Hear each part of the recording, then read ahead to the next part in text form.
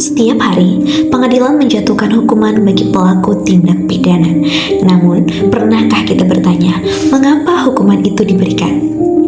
Apakah sekedar sebagai balasan atau memiliki tujuan yang lebih luas bagi masyarakat?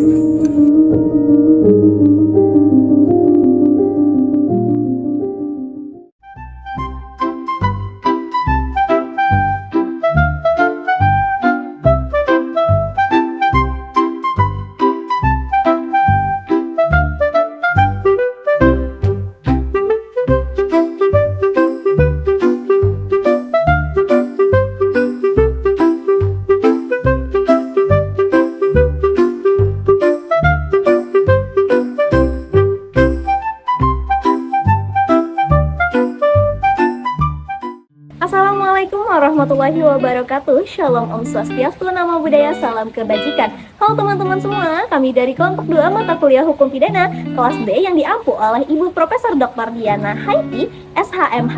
Nah, pada video kali ini kami akan membahas tentang pidana dan pemidanaan dalam hukum pidana. Pidana dan pemidanaan merupakan dua konsep penting yang ada dalam sistem hukum pidana yang sering dianggap sama, padahal memiliki arti yang berbeda. Pidana adalah sanksi atau hukuman yang dijatuhkan kepada seseorang yang terbukti melakukan tindak pidana, sedangkan pemidanaan adalah proses hukum yang dijatuhkan untuk menentukan apakah seseorang layak dijatuhi pidana dan jenis pidana apa yang akan diberikan.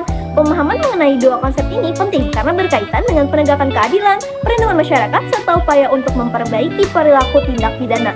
Oleh karena itu, dalam video kali ini kami akan membahas tentang pengertian pidana, bentuk-bentuk pidana, pengertian pemidanaan, teori-teori pemidanaan, dan tujuan pemidanaan. Nah, selanjutnya, saya persilakan kepada Rehani untuk menjelaskan pengertian pidana dan bentuk-bentuk pidana dalam KUHP.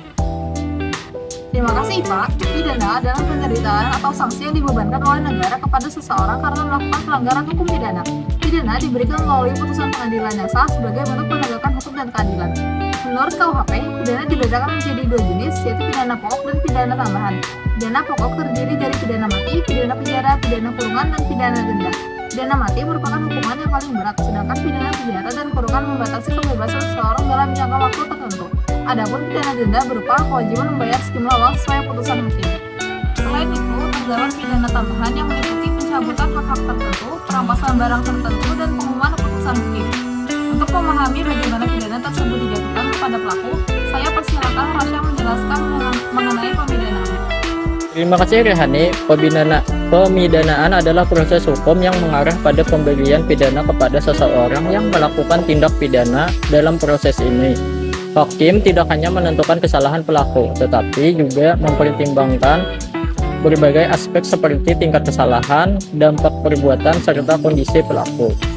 Samuel Jatno, pemidanaan merupakan tindakan negara melalui pengadilan untuk menetapkan bentuk dan ukuran penderitaan yang akan dijatuhkan kepada pelanggar hukum berdasarkan peraturan yang berlaku. Dengan demikian, pemidanaan bukan sekadar memberikan hukuman, tetapi juga bertujuan mewujudkan keadilan dan ketertiban dalam masyarakat.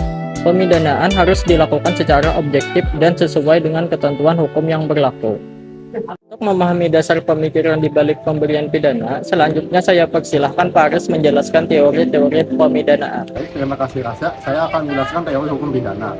Dalam hukum pidana terdapat 3 teori utama mengenai pemidanaan. Teori pertama, teori absolut atau teori pembalasan. Teori ini menyatakan bahwa pidana dijatuhkan sebagai balasan atas kesalahan yang dilakukan oleh pelaku. Tokoh yang mendukung teori ini antara lain adalah Immanuel Kant dan Hegel.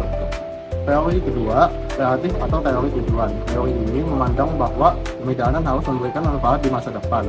Bentuknya meliputi prevensi umum untuk mencegah masyarakat melakukan kejahatan, prevensi khusus untuk mencegah pelaku mengulangi perbuatannya, dan rehabilitasi untuk memperbaiki pelaku.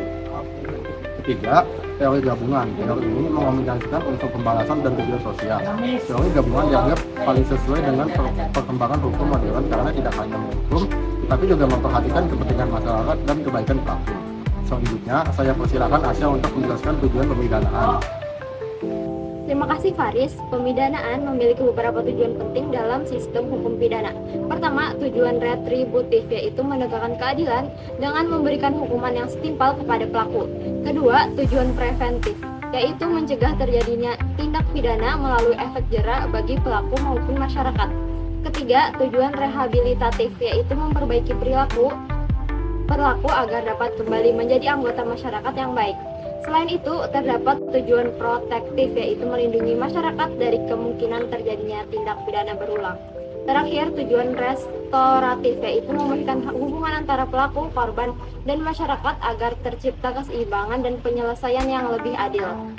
Sebagai kesimpulan, pidana merupakan sanksi yang dijatuhkan kepada pelaku tindak pidana, sedangkan pemidanaan adalah proses yang mengarah pada pemberian sanksi tersebut. Keduanya memiliki peran penting dalam mewujudkan keadilan dan ketertiban dalam masyarakat. Terima kasih. Wassalamualaikum warahmatullahi wabarakatuh.